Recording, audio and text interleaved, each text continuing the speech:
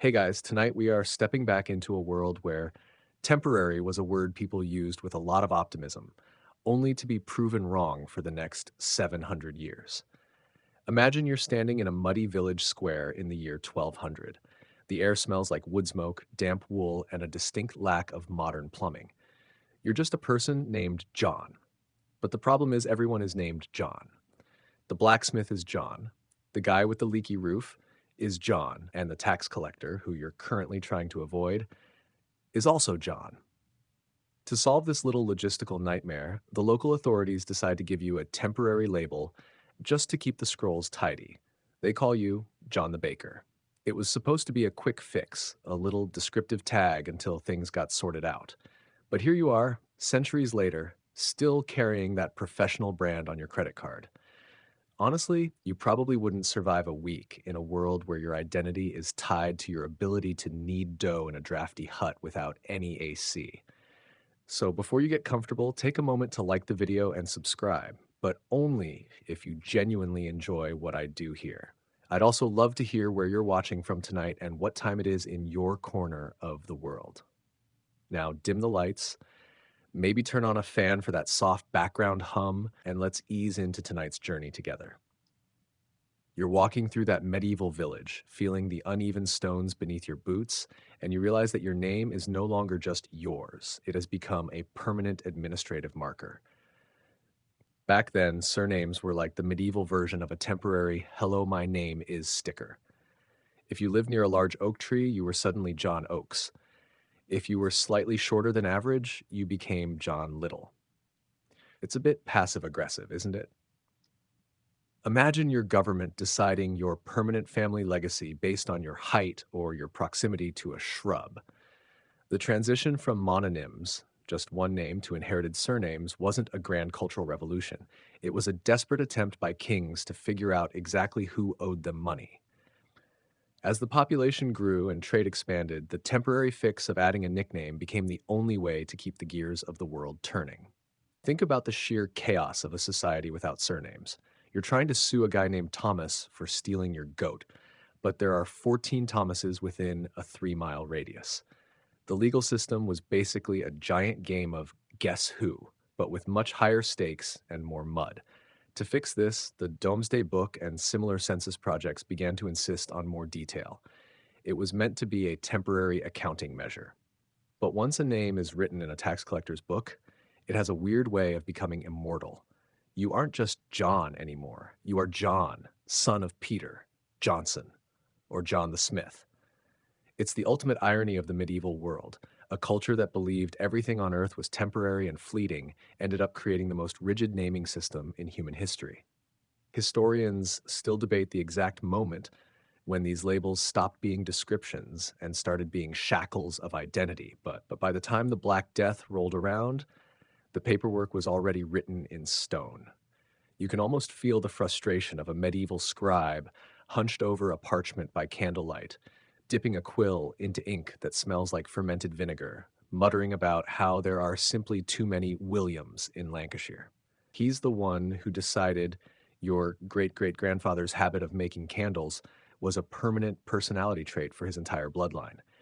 It's a bit like if we started calling people Sarah TikTok or Mike Spreadsheet, and their descendants were still using those names in the year 2700. Imagine the social awkwardness of the first few generations. Your father was a cooper, a barrel maker, but you have the hand-eye coordination of a confused potato and want to be a shepherd. Yet, the village still calls you Cooper because the temporary label stuck to the house and the land. It's a medieval branding crisis. There's something deeply soothing about the realization that our modern obsession with personal branding is really just a continuation of a 12th century tax loophole. You aren't an individual. You're a line item in a ledger that someone forgot to close. One of the strangest facts about this era is that some surnames were actually derogatory jokes that stuck.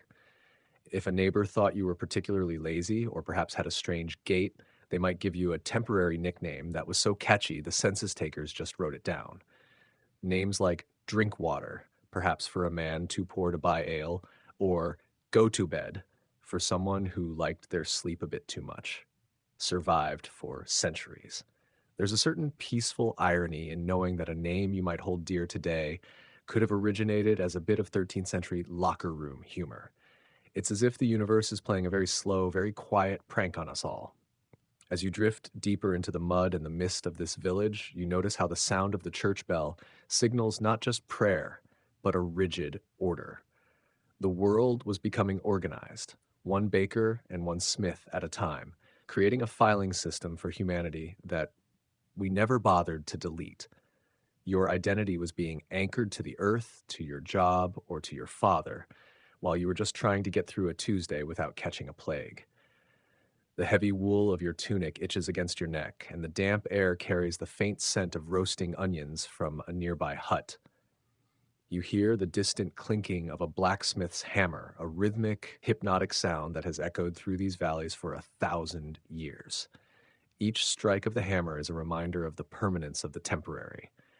The smith isn't just making a horseshoe, he's reinforcing a surname that will travel across oceans, survive world wars, and eventually end up on a mailbox in a suburb he couldn't even imagine. It's a heavy thought, but a quiet one. The quill scratches on the parchment, the ink dries, and the names settle into the fabric of history, as permanent as the stars above the thatched roofs. You're just a part of the ledger now, a temporary visitor in a world that decided, quite by accident, to remember exactly who you were supposed to be. The scribes in the monasteries, working under the flickering light of tallow candles, weren't trying to create a legacy. They were just tired. They wanted to finish the list so they could go have their evening bowl of pottage. They didn't realize that by linking a man to his craft or his father, they were creating a psychological anchor that would persist into the age of space travel. We still look for our roots, but those roots were often just the most convenient way to explain to a king why you couldn't pay your grain tax this month. There is a strange ASMR-like quality to the thought of thousands of quills scratching simultaneously across Europe, carving these temporary nicknames into the skin of dried sheep. It's a rhythmic, endless task. The names flow like water into the cracks of society, filling the gaps until the world is one solid, named block. And as you close your eyes and imagine that scratching sound, you realize that your own name is just a whisper from a muddy field in 1200, a temporary fix that became the most permanent thing about you. The village grows quiet. The Johns and the Thomases and the Williams tuck themselves into their straw beds, unaware that they have just signed a contract with the future that will never be canceled. Sleep now, knowing that even your name is a bridge to a past that refused to let go of its temporary ideas. As the names of the villagers settle and the ink dries on the census scrolls, we move away from the muddy streets and into the hallowed, drafty halls of the first universities. You are now a student in Paris, Bologna, or Oxford, wearing a heavy wool robe that feels more like a moving blanket than a fashion statement. You're sitting on a hard wooden bench, or more likely a pile of straw on the floor, waiting for the master to speak. The university system was originally intended to be a flexible, temporary gathering of minds, a studium generale where scholars could drift in and out based on who had the best ideas at the moment. It wasn't supposed to be this monolithic multi-thousand-dollar gauntlet that dictates your career path for 40 years.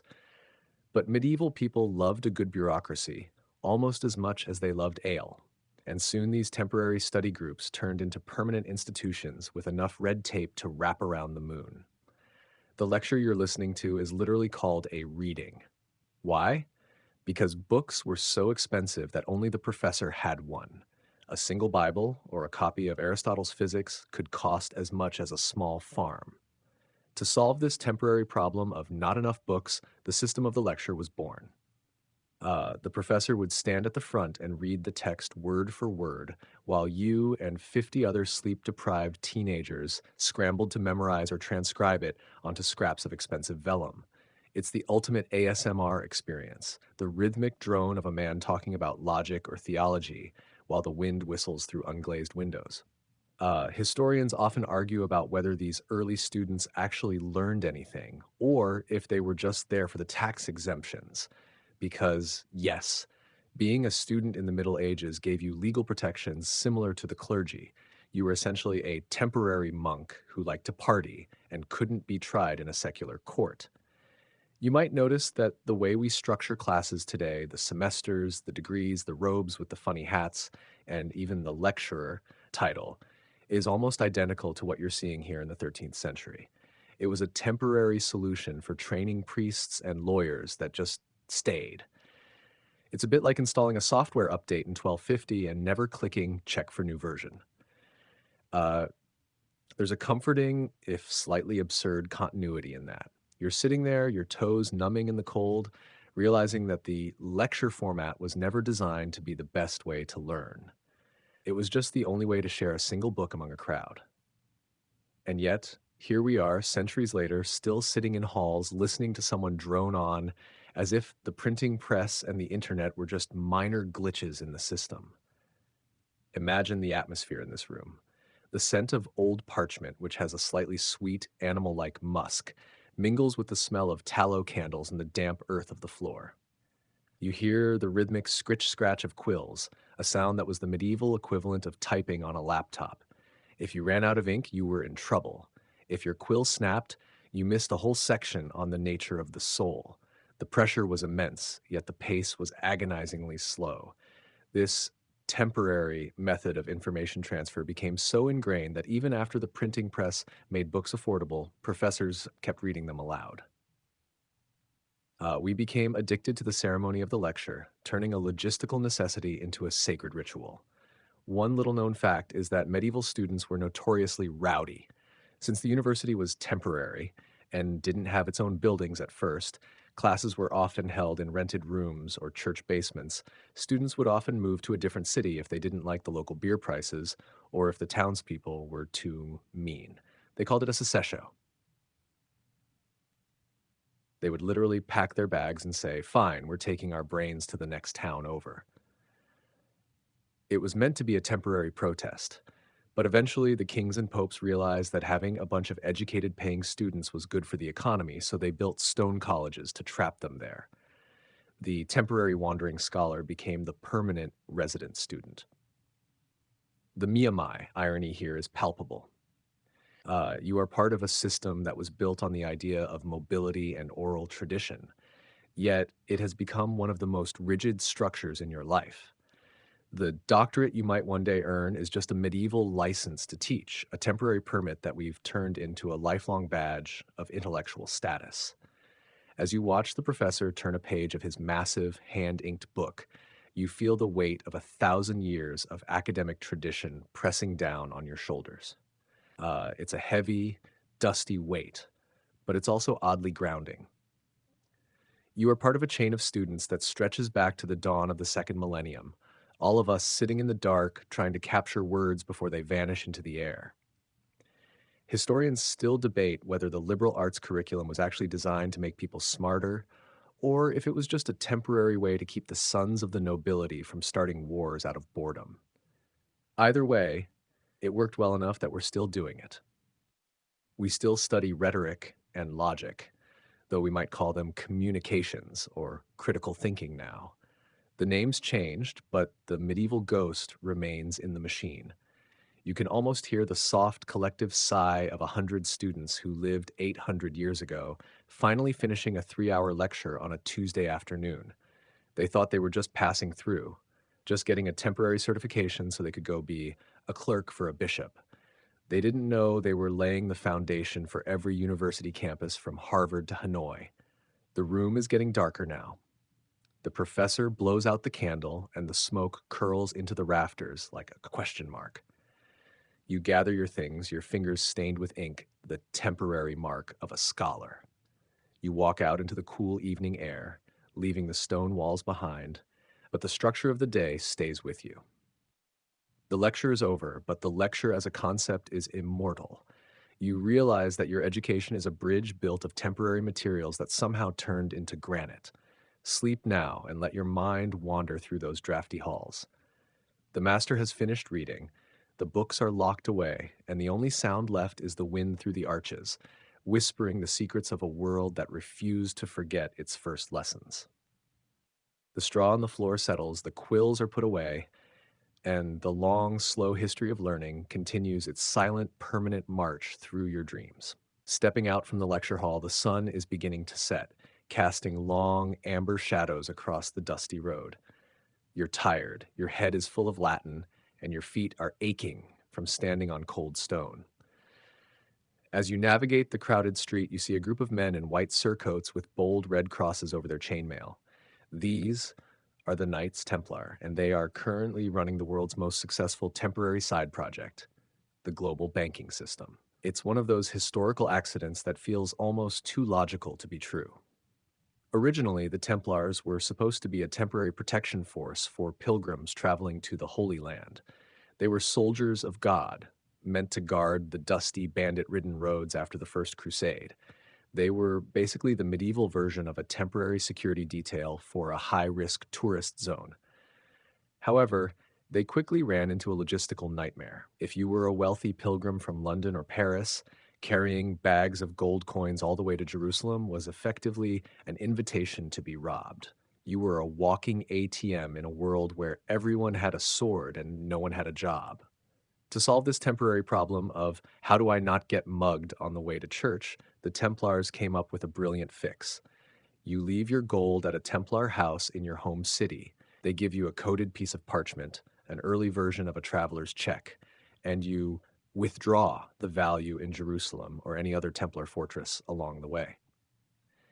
You're essentially watching the invention of modern finance, but with more chainmail and significantly fewer hidden fees.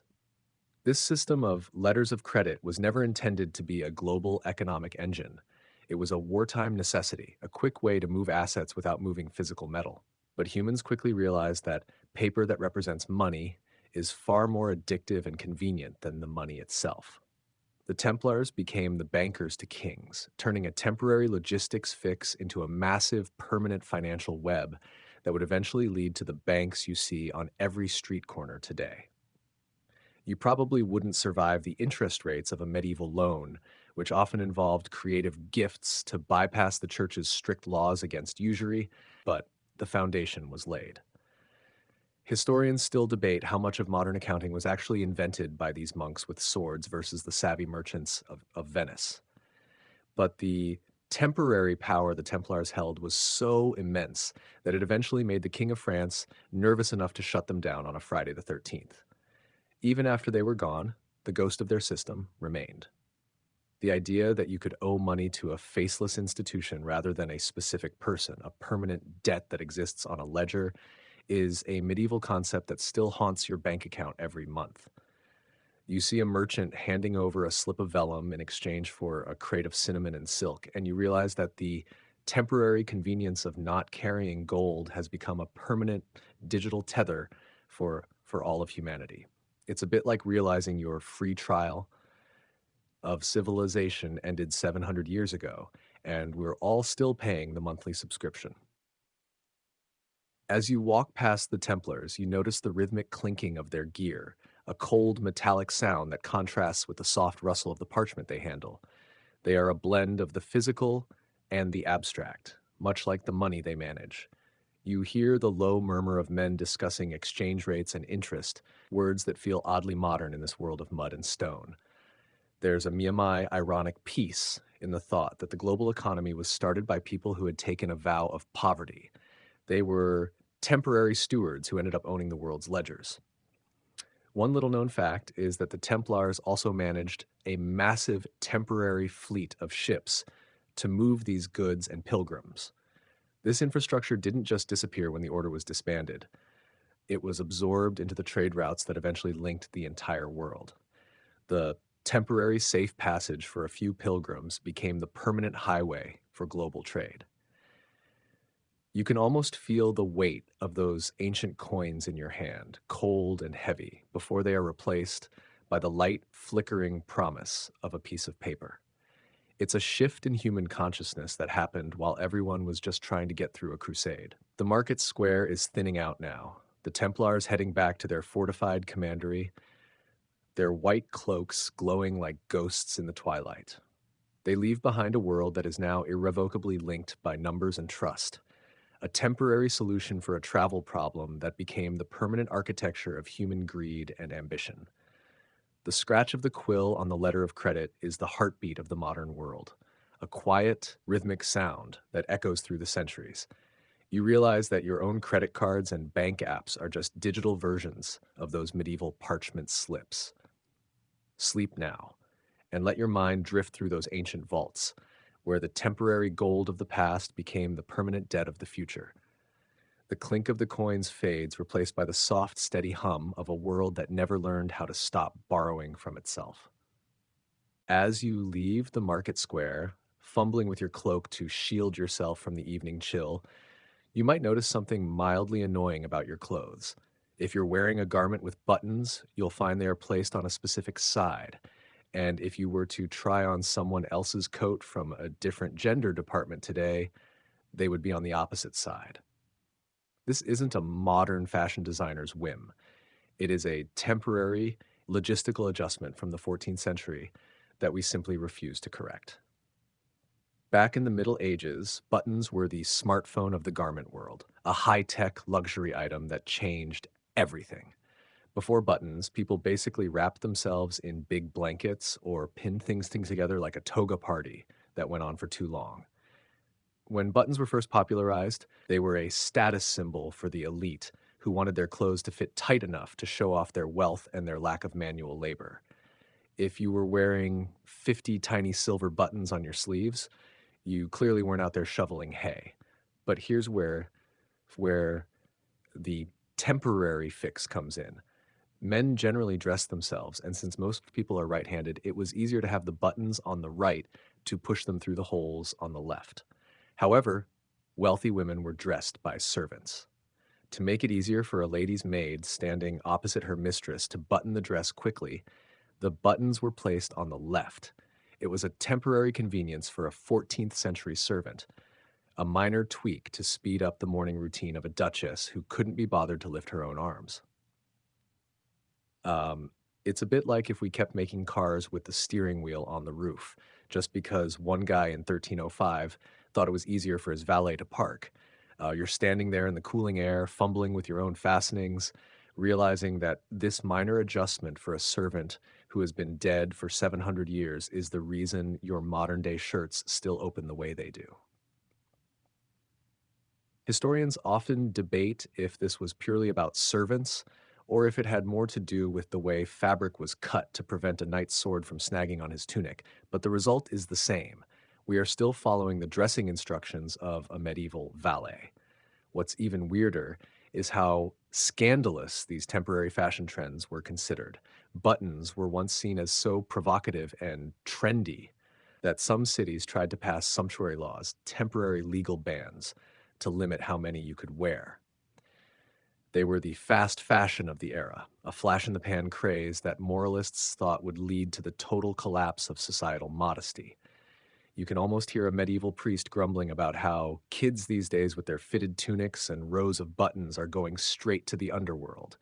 But the trend didn't pass. It became the standard. The temporary fashion statement of the bored nobility became the permanent uniform of the industrialized world. As you finally get your cloak fastened, you feel the weight of these centuries-old habits hanging off your shoulders, a literal attachment to a social structure that hasn't existed in half a millennium.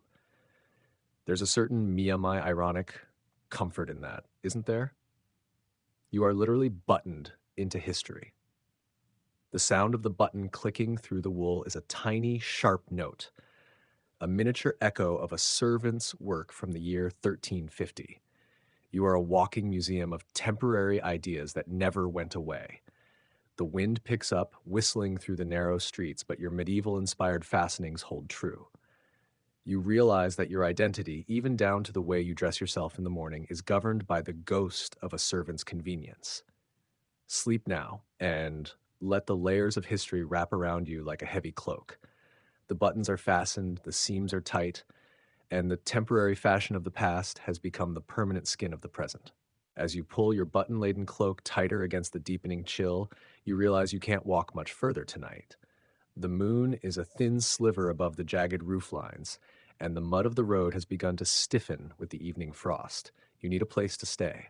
Up ahead, you see a wooden sign creaking on rusty hinges depicting a white hart or perhaps a bundle of green branches.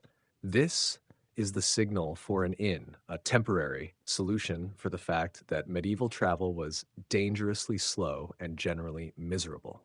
Originally, these weren't specialized businesses at all. They were just people's homes. If you happened to live along a pilgrimage route and had a spare pile of straw and a pot of pottage, you'd hang out an ale stake to let weary travelers know they could crash for a few coins. It was meant to be a side hustle, a casual neighborly gesture for a bit of extra silver. But as the world grew more connected, these temporary stopgaps became the backbone of a permanent industry. You push open the heavy oak door, and the sound of the world outside is instantly replaced by the roar of a central hearth. The smell is a thick, heady cocktail of roasted pork, stale ale, damp wool, and the unmistakable scent of 20 humans who haven't seen a bathtub in months. In this era, you don't get a private room. In fact, you're lucky if you get a private blanket. The inn was a temporary fix for the logistics of movement, but it quickly morphed into a permanent fixture of the landscape. It's funny to think that the multi-billion-dollar global hotel industry started with someone just being like, fine, you can sleep on my floor if you bring your own chicken for the stew.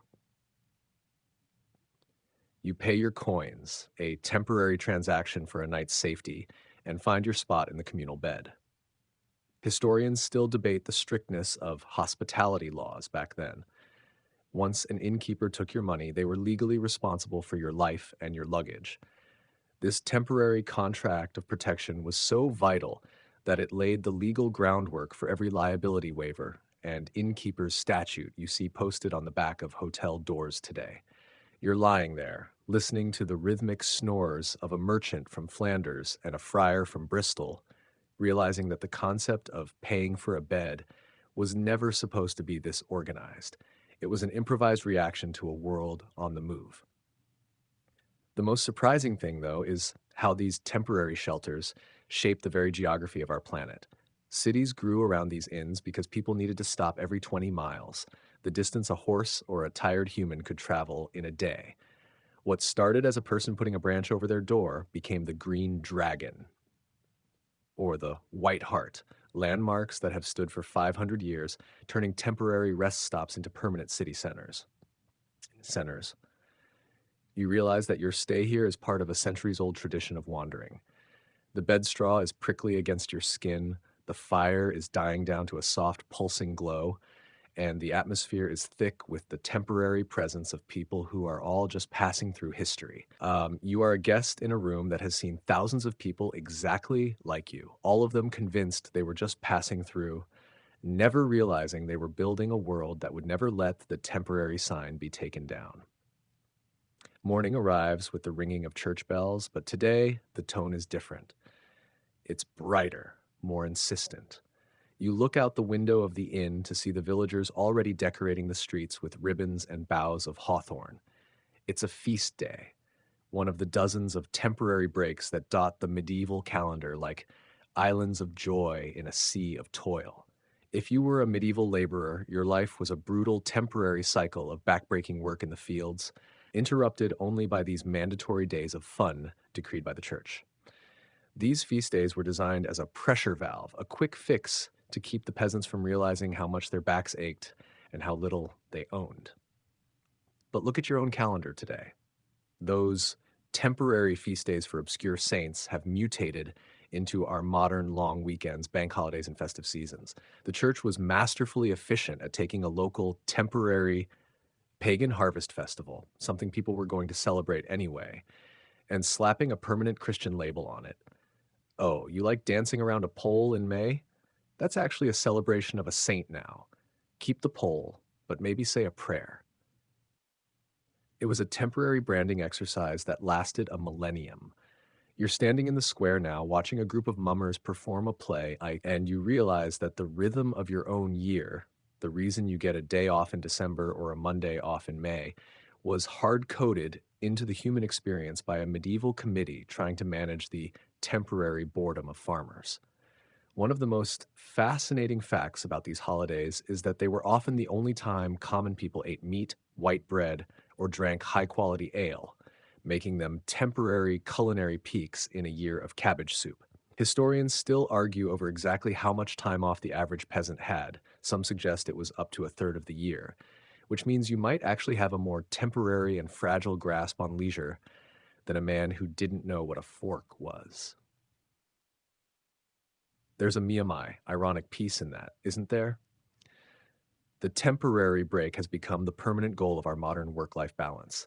As the sun climbs higher and the fiddle music starts to swell, you feel the pull of the celebration.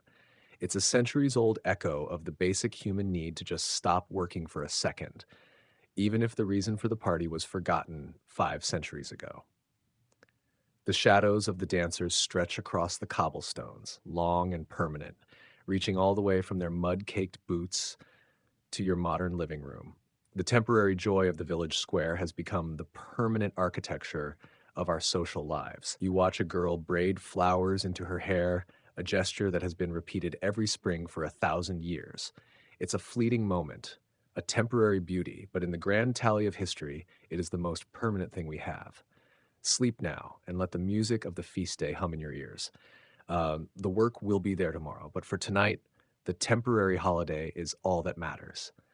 The village grows loud with laughter, the ale flows, and the long, slow cycle of human rest continues its permanent dance through your dreams. The music of the feast day begins to fade into the background as you wander toward the edge of the market square, where the atmosphere turns from celebration to serious business. You notice a group of men gathered in front of a stone building, their chests puffed out with a peculiar kind of pride. They are members of a craft guild. In the medieval world, the guild was originally a temporary survival strategy, a way for weavers, goldsmiths, or bakers to band together for protection in a world that had no police force and very few rules. It was meant to be a temporary shield against unfair competition and crooked merchants. But like everything else in this era, what started as a quick fix for job security became a permanent blueprint for how we define professional life today. As you stand there, watching a young apprentice nervously present a piece of carved wood to a group of stern faced masters, you are witnessing the birth of the masterpiece. This wasn't a term for a work of art, it was a temporary technical requirement. To move from being a journeyman, someone who worked for a daily wage, to a master, you had to prove you weren't a hack. This temporary gatekeeping was designed to keep the quality of bread or swords high enough that the king wouldn't come down and shut the whole street anyway. But this system created the permanent concept of professional licensing. Every time you see a certified public accountant or a licensed plumber, you're seeing the ghost of a medieval guildmaster making sure a teenager knew how to properly temper a blade. The Miyamai irony of the guild system was that it was built to promote fairness among its members. Yet it became the most exclusive club on earth. They created temporary rules about who could sell what and at what price, which eventually solidified into the permanent monopolies that shaped European trade for centuries. Historians still debate whether guilds actually helped the economy or just strangled it with red tape. But one thing is certain, they invented the weekend as a professional standard long before the labor unions of the 20th century. They turned a temporary agreement between neighbors into a permanent social class. You hear the rhythmic tapping of a mallet against a chisel, a steady, hypnotic sound that feels like the heartbeat of the city. These men weren't just making furniture, they were making a legacy. They were ensuring that their temporary trade secrets would be passed down through a permanent lineage of apprentices. As you watch the apprentice wipe sweat from his brow, you realize that our modern obsession with credentials and years of experience is just a continuation of this medieval hazing ritual. You aren't just a worker, you're an initiate into a tradition that refused to die when the Middle Ages ended. The guild hall stands solid and imposing, its stone walls a permanent reminder that once you organize temporary interests, they tend to stay organized forever. Leaving the guild hall behind, you look up and your breath catches in your throat. Towering over the low, thatched roofs of the town is a cathedral in the making. Its stone ribs reach toward the clouds like the skeleton of a giant ancient beast. You see workers scurrying over wooden scaffolding that looks terrifyingly fragile. Here you encounter the most literal version of our theme, the Gothic arch. Interestingly, many of the most iconic features of these cathedrals began as temporary engineering solutions to a very simple problem. The roof kept falling in. In the early Middle Ages, architects used thick, heavy Romanesque walls to hold up stone ceilings. It was like living in a very expensive bunker. But as they wanted to go higher and let in more light, the temporary fashion of the time was more windows, please. The walls started to buckle under the weight. The flying buttress, those graceful stone arms that lean against the outside of the building, was essentially a temporary prop that someone decided to make out of stone. It was a functional necessity to keep the whole thing from collapsing into a pile of rubble during Sunday Mass. But because they made it look beautiful, it became the permanent aesthetic of an entire era. As you walk near the base of the tower, you can hear the faint, melodic clink clink of stonemasons working high above. They are using a treadwheel crane, a giant wooden wheel that looks like a hamster wheel for humans, to lift massive blocks of limestone. This machinery was meant to be temporary, dismantled once the last stone was set. Yet, the holes they left in the cathedral walls to hold the scaffolding are still there centuries later. Historians often debate if the medieval builders knew their temporary structures would last 1,000 years, or if they were just working from one decade to the next, hoping the wind wouldn't blow too hard. There's a profound ASMR-like stillness in the shadow of the cathedral. The air is cooler here, smelling of damp stone and incense. You realize that these buildings were never finished in the lifetime of the people who started them. They were temporary residents of a project that spanned generations. The flying buttress, the pointed arch, the ribbed vault.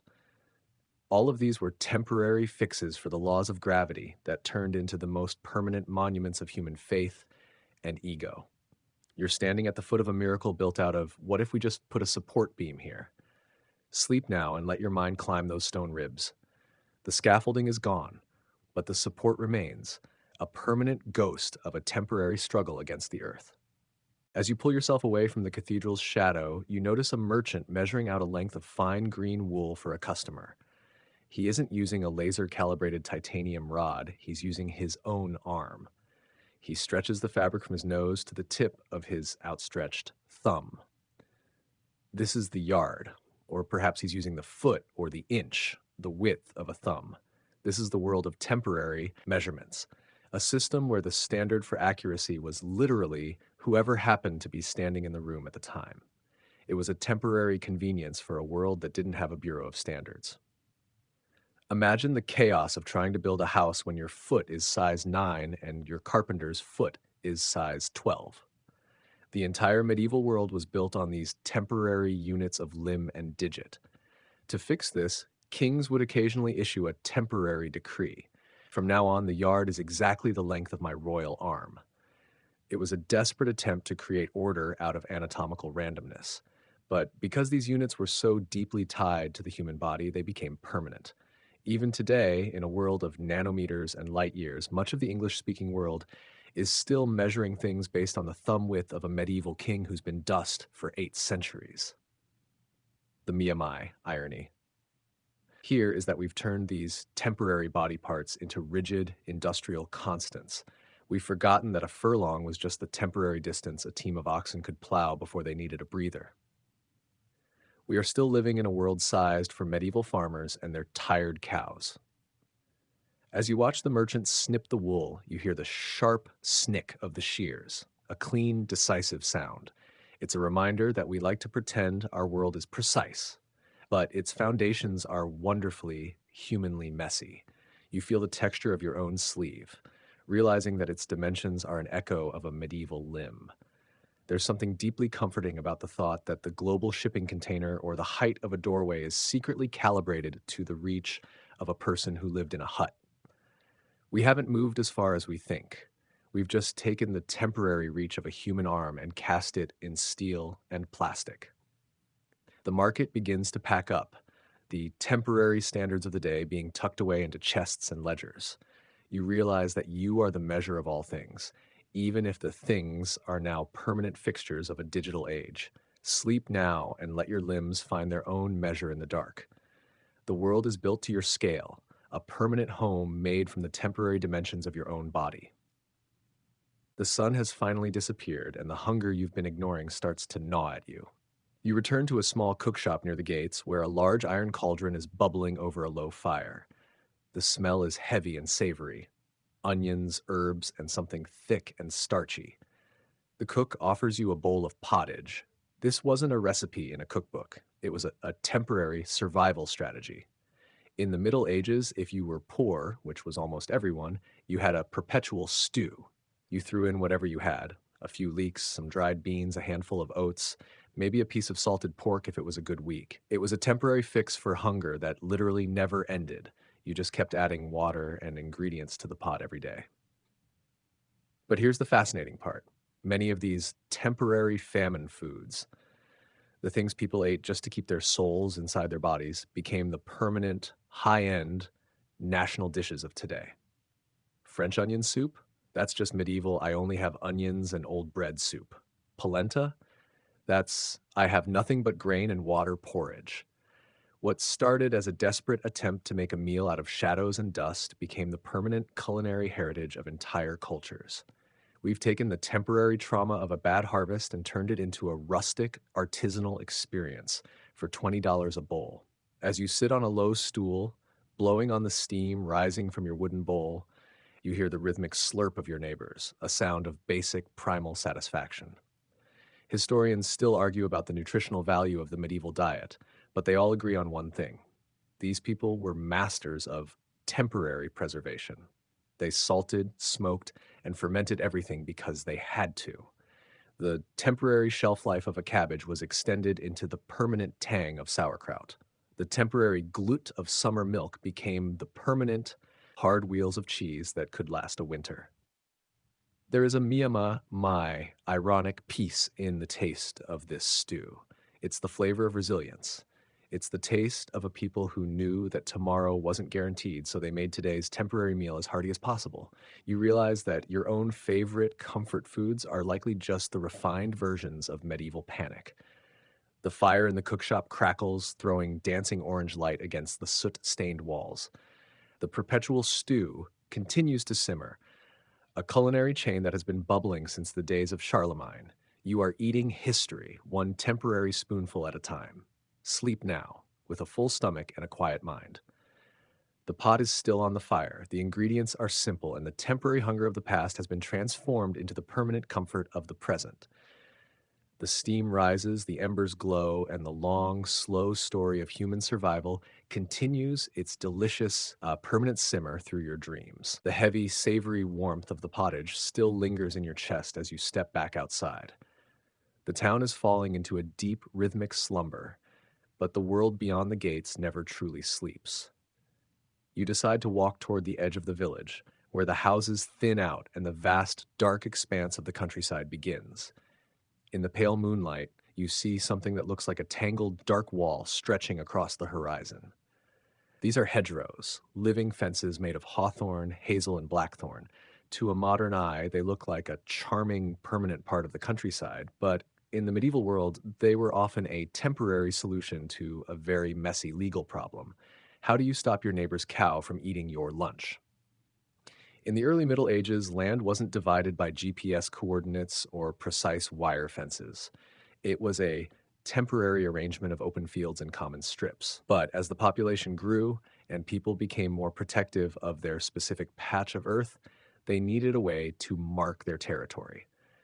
They didn't have the resources to build miles of stone walls, so they used a temporary fix. They planted quick-growing shrubs. It was meant to be a living, breathing boundary that could be moved or altered if the village elders decided to redistribute the land. However, these shrubs had a mind of their own. They took root, their branches interlaced, and they became so dense and thorny that nothing short of a siege engine could move them. The temporary line in the dirt became a permanent, woody fortress that has dictated the map of Europe for over 800 years. You walk alongside one of these hedges, your hand occasionally brushing the rough, cool bark. You can hear the rustle of small animals, hedgehogs and birds moving within the thicket. It's a sensory experience of deep, tangled history. This hedgerow isn't just a fence, it's a time capsule. Some of these hedges are so old that they follow the exact path of Roman roads or ancient tribal boundaries that were temporary markers 2,000 years ago. Historians have a rule of thumb for this, often called Hooper's Law. You can estimate the age of a hedge by counting the number of woody species in a 30-yard stretch. Each new species represents about a century of temporary path growth that just stayed. Think about the Miyamai, ironic nature of this. A farmer in the year 1250 was tired of arguing with his cousin about where the wheat ended and the pasture began, so he shoved some hawthorn cuttings into a ditch. He probably thought, this will do for now. But that for now turned into a permanent ecological corridor. Today, these hedges are protected by law, not because of the farmer's ancient grudges, but because they become vital ecosystems. The temporary fix for a property dispute became a permanent sanctuary for nature. You're standing next to a living witness to 1,000 years of human stubbornness. There is an ASMR-like quality to the silence of the fields, broken only by the wind whistling through the thorns. It's a lonely, sharp sound. You realize that the very shape of the landscape, the patchwork quilt of fields you see from an airplane window, is just a collection of medieval, temporary decisions that got out of hand. We like to think we design our world with grand plans, but often we just live in the cracks of someone else's quick fix. The hedge is a reminder that once you plant a boundary, it's very hard to dig it up. As you look at the twisted branches, you might recall that during the enclosure acts of later centuries, these hedges became symbols of a painful transition from common land to private property. What was once a temporary way to manage shared resources became a permanent wall of exclusion. It's a heavy thought to carry in the dark. The thorns look silver in the moonlight, beautiful, but warning you to keep your distance. You are seeing the physical manifestation of mine and thine, a concept that the medieval world tried to settle with a bit of greenery. One little known fact is that these hedgerows were so permanent and so dense that they actually changed the course of history during wars. During the Battle of Normandy in 1944, Allied tanks were famously stuck in the bocage, the ancient medieval hedgerows of France, because the temporary fences of the 1200s were stronger than modern steel. The medieval farmer's quick fix ended up being a tactical nightmare 7 centuries later. There is a quiet Miyamai, ironic humor in that the ghost of a medieval peasant accidentally stopping a tiger tank. You lean against a sturdy oak that has grown up through the center of the hedge, feeling its rough, unyielding surface. The air is still, and the smell of damp earth and crushed leaves is overwhelming. You realize that the boundaries of your own life, your habits, your routines, your temporary fixes for personal problems, can easily become as permanent and thorny as this hedge. We all plant temporary hawthorns in our minds to keep the chaos out, only to find that we can no longer see over the top of them. The moon moves behind a cloud, and the hedgerow becomes a solid black wall once more. It is a permanent monument to the idea that humans hate uncertainty. We want to know exactly where our world ends, even if we have to grow the wall ourselves. The rustling in the hedge grows quiet as the animals settle in for the night. You turn back toward the village, leaving the living wall to guard the empty fields. Sleep now and let your mind wander through those green corridors. The boundaries are set, the thorns are sharp, and the temporary lines of the past have become the permanent map of your dreams. The wind dies down, the owls go silent, and the long, slow history of the land continues its quiet, permanent growth through the shadows. Leaving the dark, thorny silhouettes of the hedgerows behind, you walk back toward the center of the village, where the stone walls of the local manor house loom. This is where the law lives. In the medieval world, justice wasn't a sleek, standardized machine. It was a messy, temporary reaction to people being, well, people. If your neighbor's pig ate your garden, or if someone sold you a magic potion that was actually just swamp water, you didn't go to a Supreme Court. You went to a manorial court. These were temporary gatherings, often held in the Lord's Hall or even under a specific judgment tree, where a group of your peers would decide on a fix for your specific temporary drama. It was meant to be a local, quick way to stop the village from descending into a brawl. However, these temporary rulings had a strange way of hardening into something much tougher than stone. This is the birth of legal precedent. In a world without a written constitution for every minor village, the court scribes would look back at old, dusty scrolls to see what the temporary fix was the last time a pig caused a riot. If a judge in 1240 decided that a pig owner owed 3 bushels of barley for garden damage, that temporary decision became the law for the next 300 years. We call it common law today, and it is the permanent foundation of the legal systems in the UK, the US, and beyond. You're essentially living in a society where the rules of your life were determined by the temporary common sense of a medieval farmer who was probably just cranky because it was raining. The Miyamai ironic part of this is that we treat these laws with such solemnity now, forgetting they were often just improvised solutions to prevent immediate violence. You can almost hear the rhythmic thump of a wooden staff on the floor, the medieval version of a gavel, calling the room to order.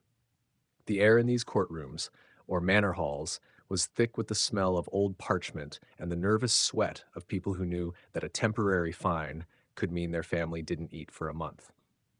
Historians still debate how much of this was true justice versus just keeping the status quo, but it created a permanent sense of rights that even kings eventually had to respect. Think about the phrase, your day in court. That was a literal, temporary window of time granted to a peasant to complain about a lord. It was a pressure valve, a temporary allowance of speech. But because those complaints were recorded, they became permanent anchors for human liberty. The temporary right to complain evolved into the permanent right to due process. You're standing in the shadow of a system that was built on the fly, using nothing but tradition and a few scratched notes on sheepskin, yet it has survived empires and revolutions. One little known fact is that many of our modern courtroom procedures, like the jury of your peers, were originally temporary workarounds because the older temporary method, trial by ordeal, was banned by the church in 1215. Trial by ordeal was the quick fix where you'd hold a red-hot iron to see if God would heal your hand, proving your innocence. When the Pope said, maybe let's not do that anymore, the courts had to find a temporary replacement. They decided to ask 12 local guys who knew the accused to just guess. It was a temporary, desperate move to keep the legal system moving, and yet 800 years later, we still think having 12 strangers in a box is the pinnacle of justice. There is a profound ASMR-like stillness in the idea of these laws settling into the earth. You can imagine the scratching of the scribe's quill, recording a temporary fine for a baker who sold light loaves. Scritch, scratch. That sound is the building of a civilization. Each stroke of the pen turned a fleeting moment of conflict into a permanent rule of conduct. You realize that your own sense of fairness is likely calibrated to these medieval standards. We haven't really invented new ways to be just. We've just polished the temporary tools our ancestors left behind in the mud. As you look at the manor house, its windows dark and uninviting, you feel a sense of quiet awe at the endurance of these ideas. A law is just a temporary agreement that we all decide to stop questioning. The villagers who argued over barley and pigs are long gone, but the permanent logic of their arguments is still being cited in high-rise law offices in London and New York. It's a bit like finding out your house is built on a foundation of discarded toothpicks that somehow turned into diamonds. The night air is getting colder, and the village is silent. Even the local bailiff has gone to bed, leaving the scrolls to wait for the morning light. You realize that justice is just a long, slow conversation that started in a drafty hall and never found a reason to end. Sleep now and let your mind weigh the truths of the past. The court is adjourned, the precedents are set, and the temporary peace of the village has become the permanent order of your world.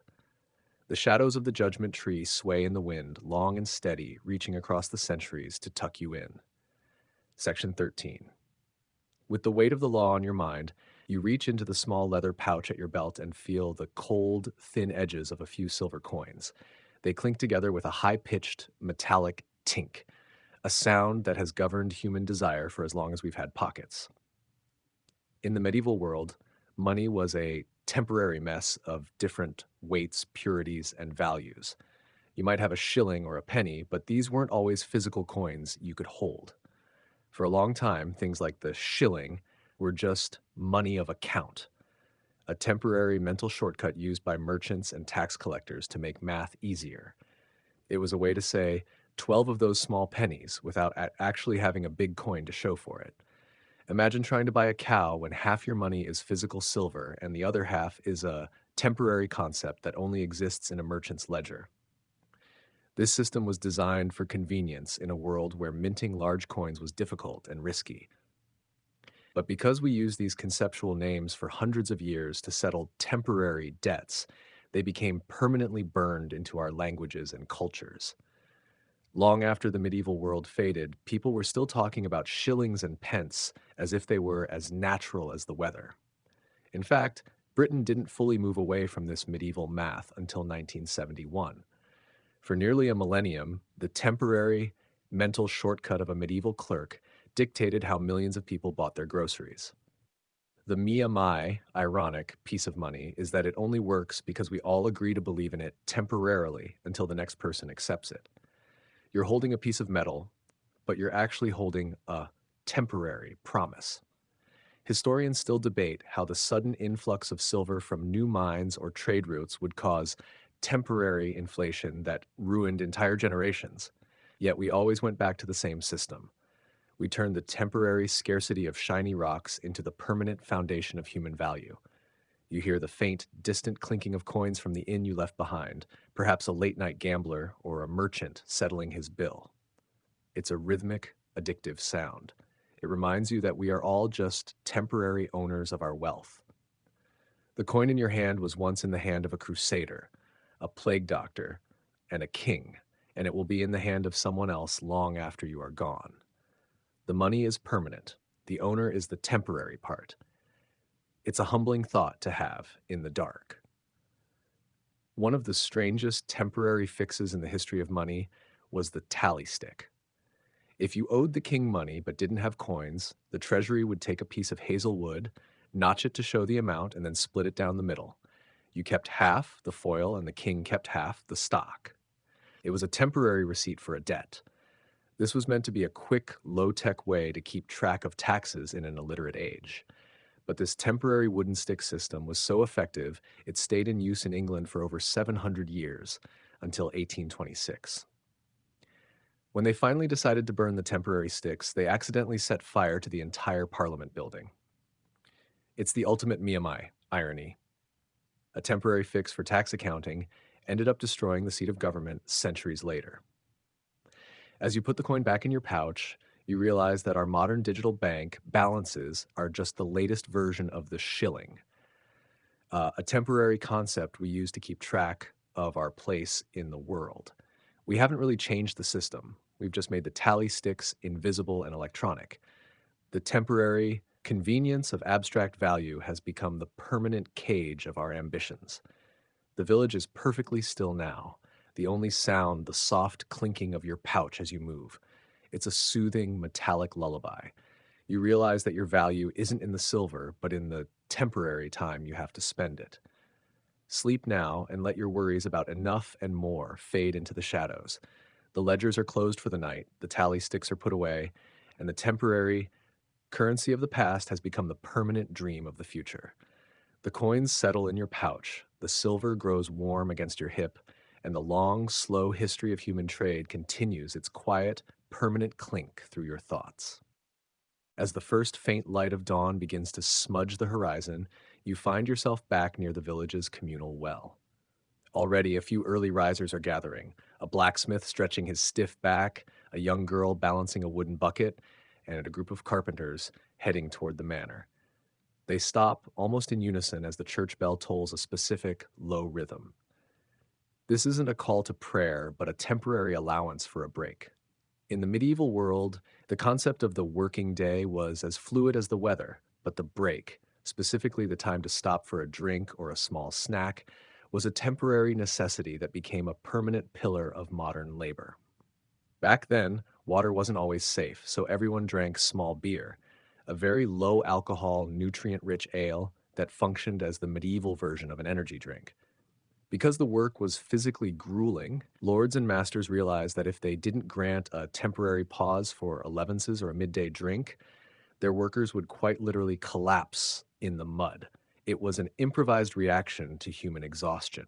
But this temporary habit of stopping for a beverage at a set time evolved into the permanent tea break or coffee break that is now legally protected in many parts of the world. You're watching the ancestors of your morning Starbucks run, and they are doing it because they need the liquid calories just to keep their shovels moving.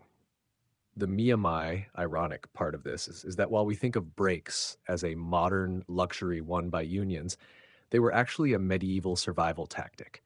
You can hear the rhythmic glug glug of ale being poured from a leather costrell, a soft, wet sound that signals a moment of peace.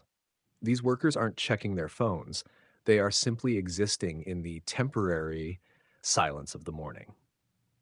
Historians still debate the exact origins of tea time, but many point back to these medieval ale breaks that were repurposed when exotic leaves arrived from the east. We took a temporary physiological need for hydration and turned it into a permanent cultural ritual that defines our office hours. You notice how the carpenters sit on a fallen log, their tools resting at their feet. For these 10 minutes, they aren't servants or laborers. They are just men breathing in the cool air. It's a sensory pause in the grind of history. The temporary cessation of work was the only thing that made the permanent reality of their toil bearable. It's a bit like realizing that your 15-minute afternoon slump is actually a sacred tradition passed down from a 14th century mason who just wanted to sit down for a second. One little known fact is that these temporary breaks were often the only time different social classes interacted. A lord might stop to talk to his head carpenter during the morning break to discuss the progress of a barn. It was a temporary leveling of the social playing field, a moment where the hierarchy paused for a drink. Eventually, this led to the permanent idea of public houses, or pubs, places where the break could be extended indefinitely. What started as a quick pause under a tree became a permanent institution on every British street corner. As the workers finish their ale and stand up, the temporary moment of rest vanishes, and the permanent noise of construction begins again. You realize that your own work-life balance is just a refined version of this medieval rhythm. We haven't escaped the cycle of toil. We've just negotiated more temporary pauses in the machine. The sound of the hammer hitting the nail is sharp and final, the sound of the world being built. The air smells of fresh sawdust and old stone, a combination that feels both industrious and ancient. You feel a sense of quiet respect for these people who knew how to stop. In our modern, always-on world, we've forgotten the temporary art of the break. We take our coffee to go, they took their ale to stay. Sleep now and let your mind find its own temporary pause. The tools are down, the buckets are full, and the temporary rest of the morning has become the permanent peace of your night. The village wakes, but you are drifting back into the shadows where the only thing on the schedule is a long, slow slumber. The sun is now fully above the horizon, but you find yourself drawn back to the quietest corner of the village, the monastery library. The air here is different. It doesn't smell of mud or sweat, but of old leather, beeswax, and the silent weight of thought. You see a monk sitting at a desk, his eyes moving rapidly across a page of parchment, his lips perfectly still. To you, this looks normal, but in the medieval world, this was a revolutionary, temporary experiment. For centuries, reading was a loud, communal activity. You didn't read to yourself. You read aloud so others could hear, or at the very least, you muttered the words to feel them in your mouth. Reading was a physical, public performance. However, as libraries grew and more monks needed to study simultaneously in the same room, the temporary fix was to encourage silent reading. It was an improvised solution to the problem of noise pollution in the scriptorium. A monk who was muttering St. Augustine was distracting the monk who was trying to calculate the date of Easter. So they started to read with their eyes only. This temporary adjustment for the sake of quiet changed the permanent architecture of the human brain. It allowed for the birth of privacy and interiority, the idea that you could have a whole world inside your head that no one else could hear. This is perhaps the most permanent temporary thing of all. By deciding to be quiet in a 13th century library, humans unlocked the ability to think independently of the crowd. The Miyamai ironic piece of this transition is that it turned a social act into a solitary one. You can hear the soft, rhythmic turning of the parchment, a dry, whispering sound that is the only noise in the room. This sound is the birth of the modern individual. Historians often debate if the inner self even existed in the same way before people started reading silently. But we know that once the temporary rule of silence was established, there was no going back. You watch the monk's finger trace a line of illuminated text. He is traveling through time and space without moving a muscle. He is in a temporary state of focus that has become the permanent mode of our intellectual life. Every time you read a book in bed or a text on your phone, you are using a medieval quiet rule to access your own soul. You aren't just reading, you're participating in a 1,000-year-old experiment in silence.